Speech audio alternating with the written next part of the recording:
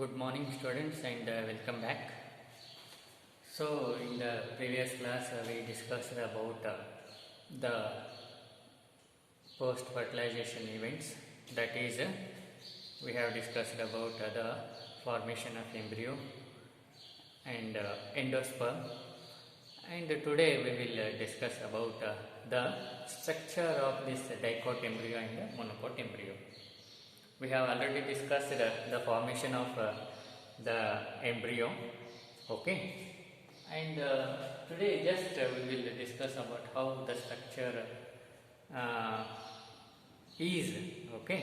That is one is about the dicot and another one monocot embryo, okay. So first one, dicotyledonous embryo. As the name itself indicates, di means two, cotyledons means cotyledons. So having two cotyledons, okay. So this dicotyledonous embryo consists of an embryonal axis, that is the line on which we can find this radical and plumule, and this dicotyledonous embryo will consist of an embryonal axis and two cotyledons, okay. You see, these are the two cotyledons, okay.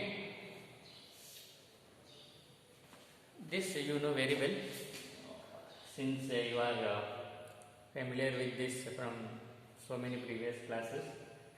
So the portion of embryonal axis above the level of cotyledons is epicotyl, okay, and which terminates with the plumule.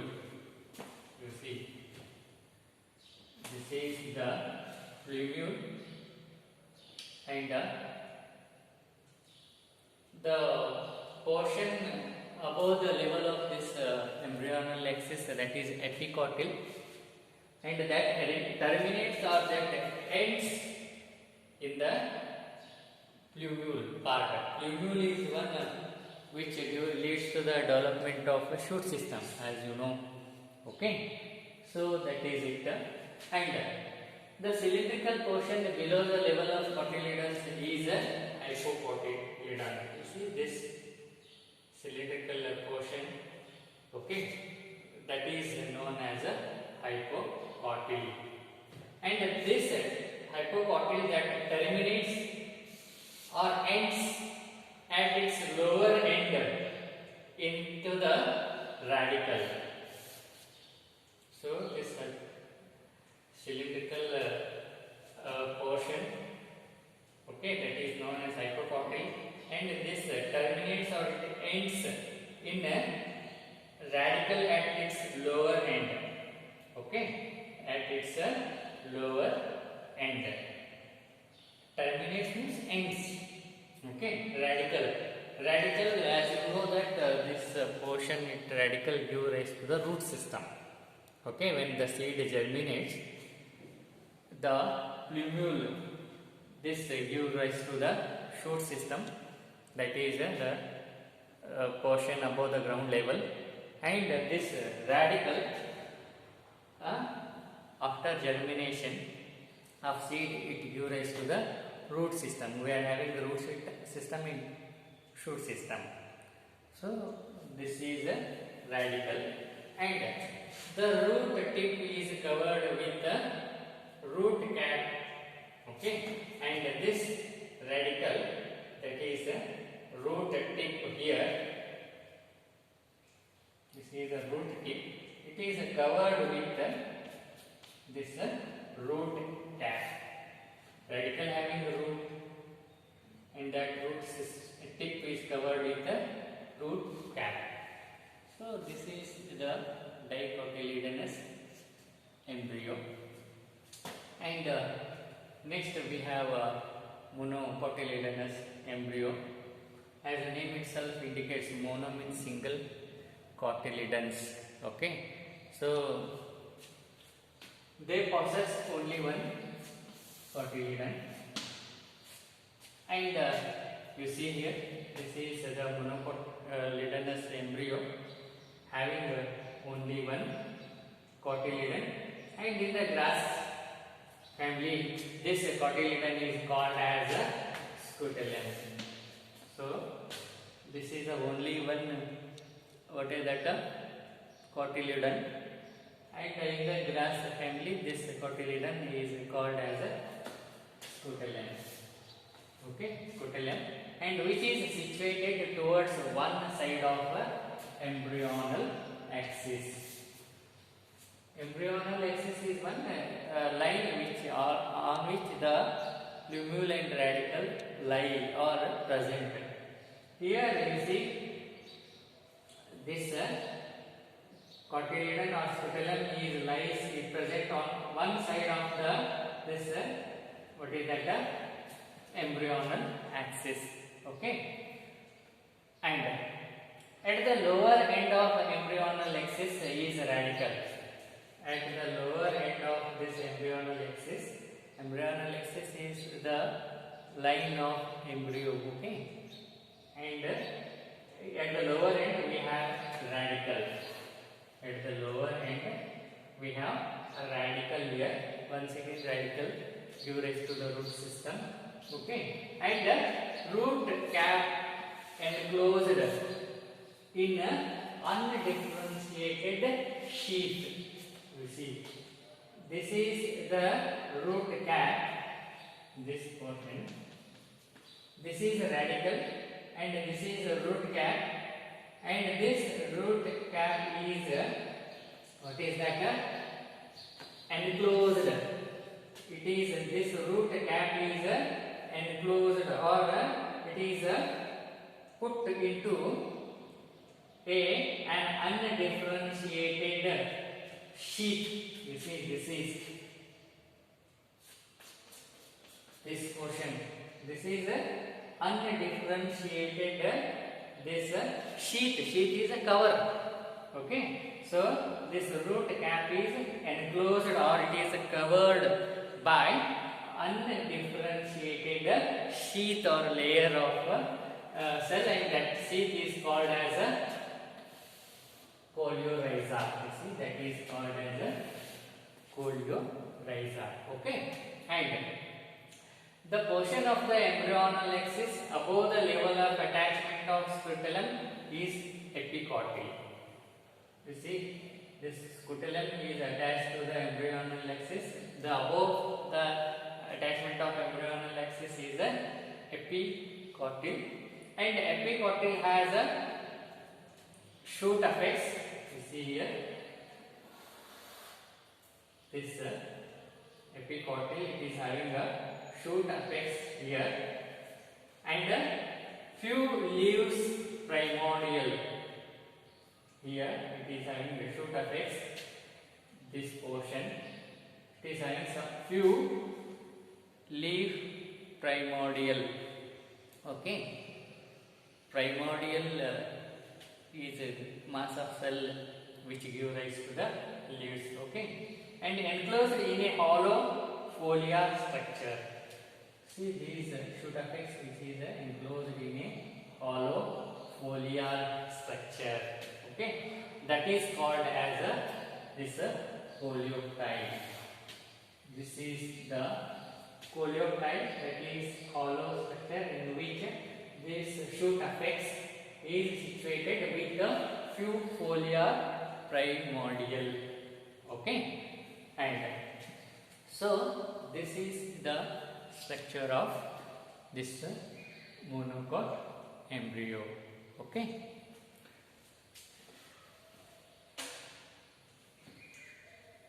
So, in the post-fertilization events, we have one is the formation of endosperm, and second one is embryo, and next one is the formation of a seed. Okay, so we will discuss about seed development.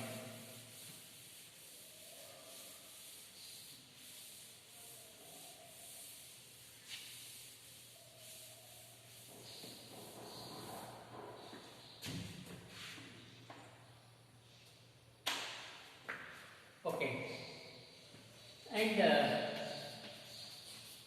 we we have already learned in the post-fertilization events that ovule develops into seed. So seed is nothing but a matured or fertilized ovule. Okay. Seed is fertilized ovule. That is, ovule develops into the seed. And in the seeds we have albuminous and non-albuminous seeds. Okay.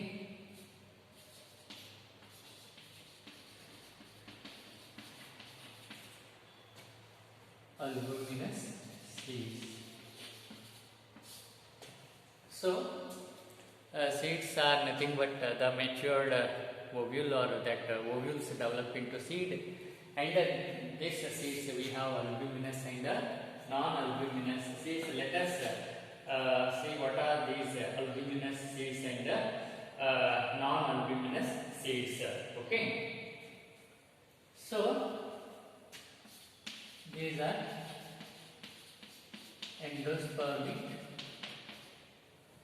seeds. That is the seeds which retain a part of endosperm, and the endosperm is not fully consumed by the developing embryo. So they are known as the albuminous seeds. Okay. Here what happens? The seeds retain a part of endosperm. As we discussed that this endosperm is nothing but a nutritive tissue. Okay, and endosperm formation takes place prior to that of embryo development, because it ensures, or because these endosperms provide nutrition to the developing embryo. So here in case of this albuminous seeds, the seeds retain, or save a part of endosperm, as it is not completely used up during the embryogenesis, and it is not completely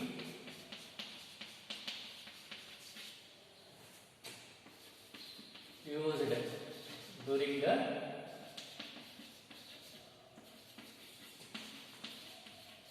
embryo development.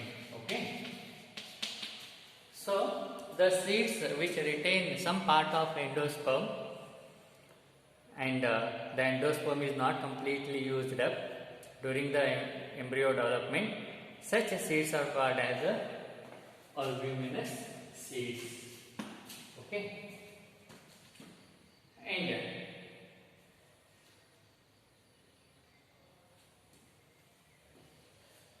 this remaining endosperm is used during the seed germination. This remaining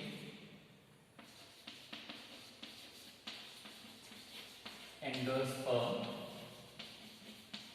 is used during seed germination.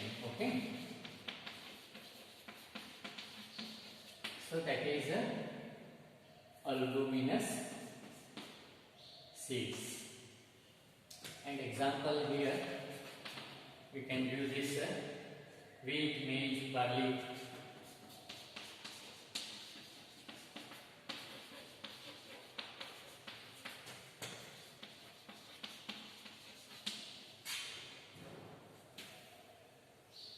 Castor, sunflower, etc.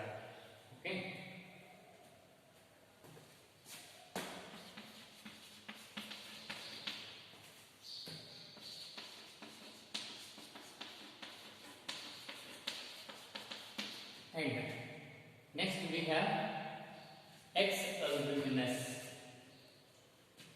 seeds.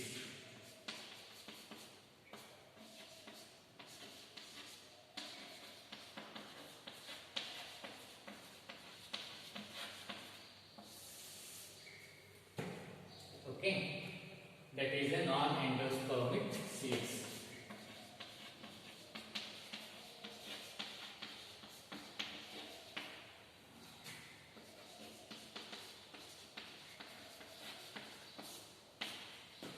And here the seeds are not having the seeds are not having any residual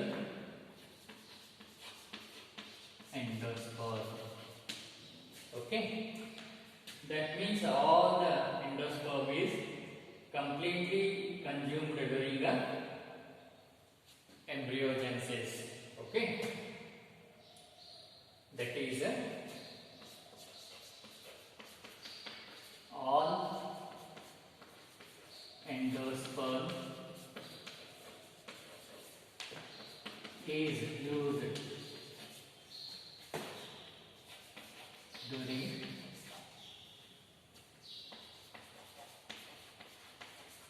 embryo development.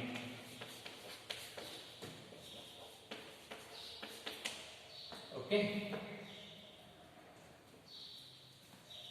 So, in case of this X albuminous seeds or this non-endospermic seeds, there is no any residual endosperm in the seeds. That means the seeds are not having any residual. Residual means remaining of endosperm. That means here the endosperm is completely used up.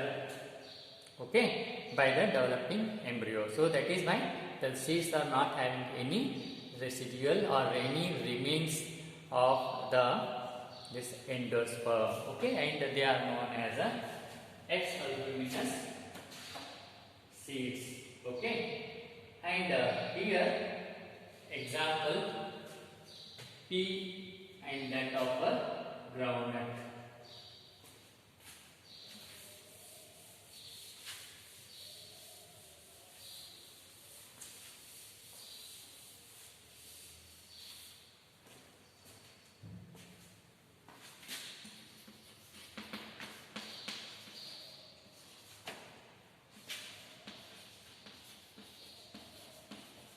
So, example for this X albuminous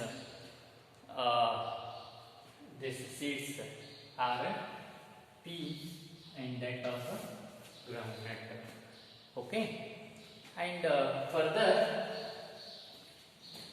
we will learn still more